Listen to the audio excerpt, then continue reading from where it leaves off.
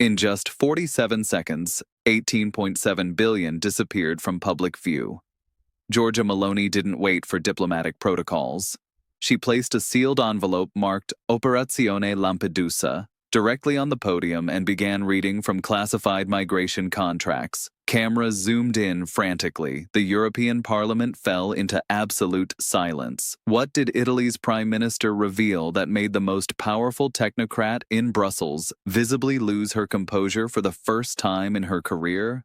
I witnessed something unprecedented in the hemicycle of Strasbourg yesterday afternoon at exactly 14:23 CET. During what was supposed to be a routine budget discussion, Giorgia Meloni detonated a political nuclear bomb that has left the entire European establishment reeling. This wasn't theater. This wasn't populist grandstanding.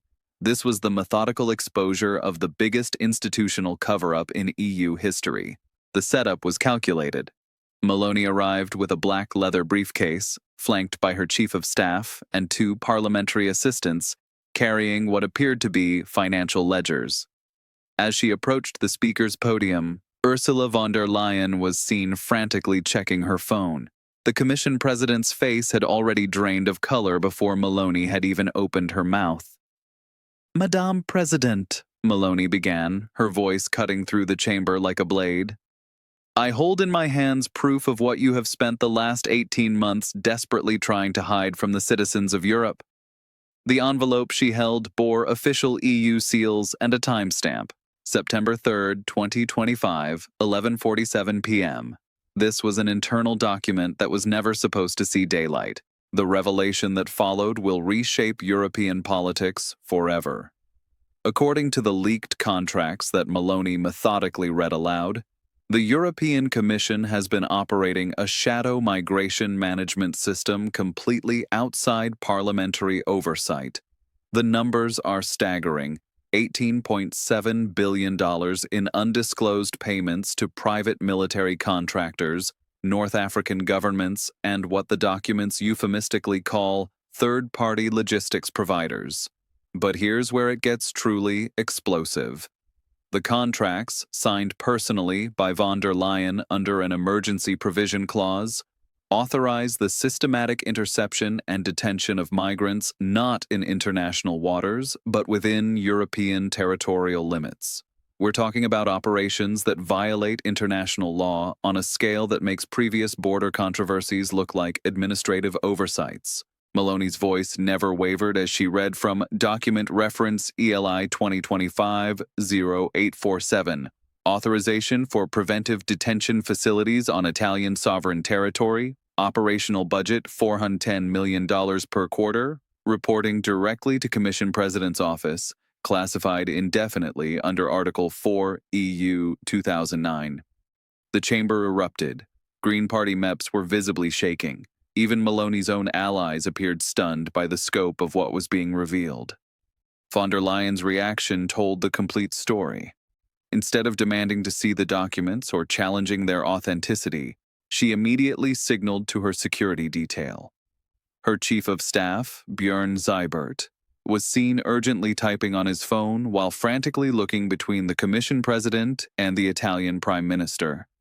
This was not the behavior of someone prepared to defend against false accusations. This was damage control in real time. The financial implications alone are staggering.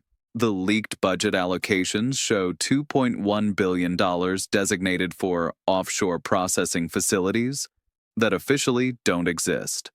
Another $4.8 billion is earmarked for bilateral cooperation agreements with Tunisia, Libya, and Egypt that have never been disclosed to national parliaments.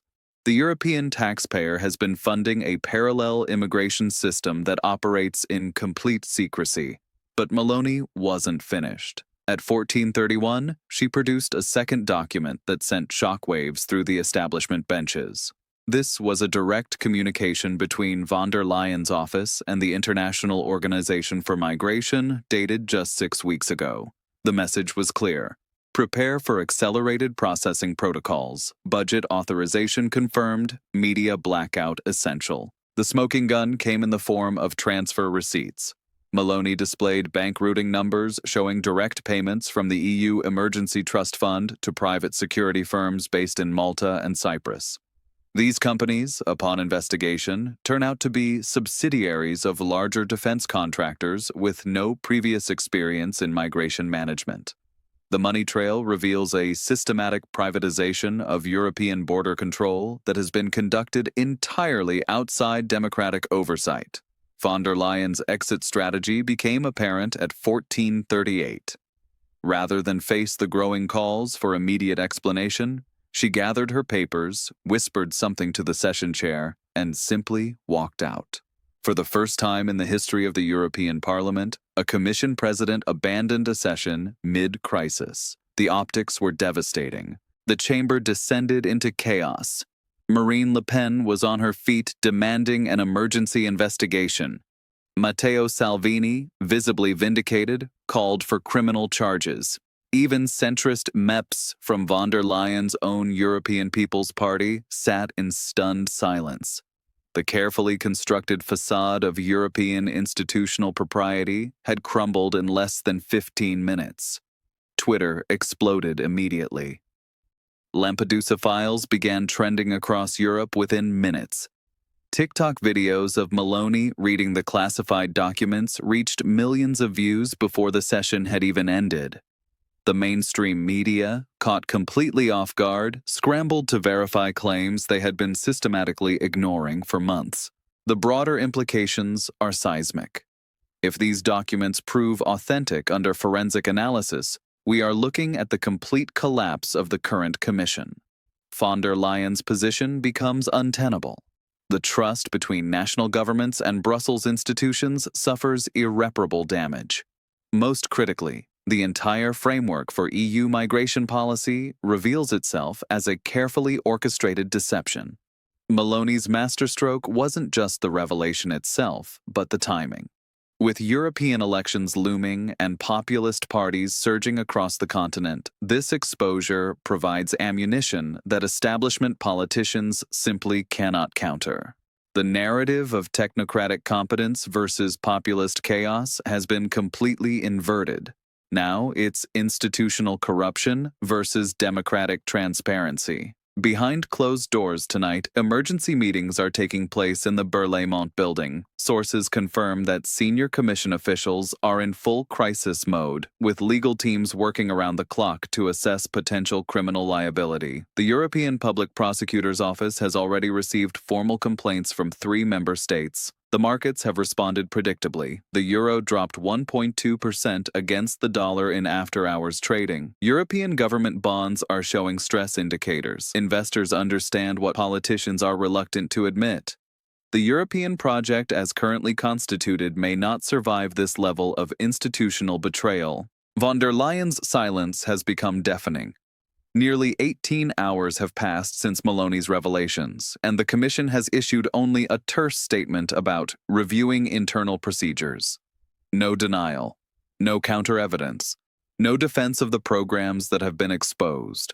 In the high-stakes world of European politics, such silence is tantamount to confession. The human cost of this deception extends far beyond political careers. Thousands of migrants have been processed through facilities that exist in legal limbo, their rights systematically violated by programs that officially don't exist. European taxpayers have funded operations they never authorized and mechanisms they never approved. Meloni has positioned herself as the voice of institutional accountability in a system that has lost all credibility. Whether you support her politics or not, the evidence she presented demands answers that von der Leyen seems incapable of providing. The cover-up has become more damaging than the original scandal. This is the moment when the European Union's claim to democratic legitimacy faces its greatest test. Can institutions that have operated in deliberate secrecy rebuild public trust? Can a Commission president who authorized billions in undisclosed spending maintain political viability? Can the entire architecture of European governance survive this level of exposure? The clock is ticking, and Brussels is running out of options. Meloni has fundamentally altered the power dynamic between national governments and EU institutions. The era of unquestioned technocratic authority is over. What comes next will determine whether Europe evolves toward genuine democratic accountability or fragments under the weight of institutional deception.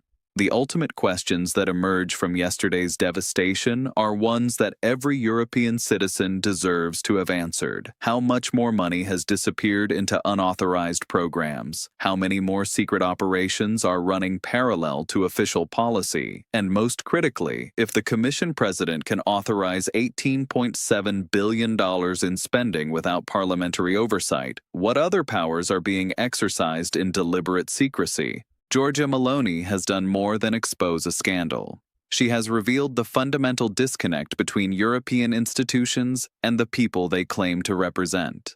The next few weeks will determine whether democracy can reassert itself or whether the European project will crumble under the weight of its own contradictions. If this analysis has changed your understanding of how power operates in Brussels, subscribe and hit the notification bell. The 30-day deadline for von der Leyen's response begins now, and we'll be tracking every development as this constitutional crisis unfolds. You cannot afford to miss what happens next in the battle for European democracy. This content is fictionalized for educational and analytical purposes. Any resemblance to actual events or documents is purely coincidental and intended for political commentary and discussion.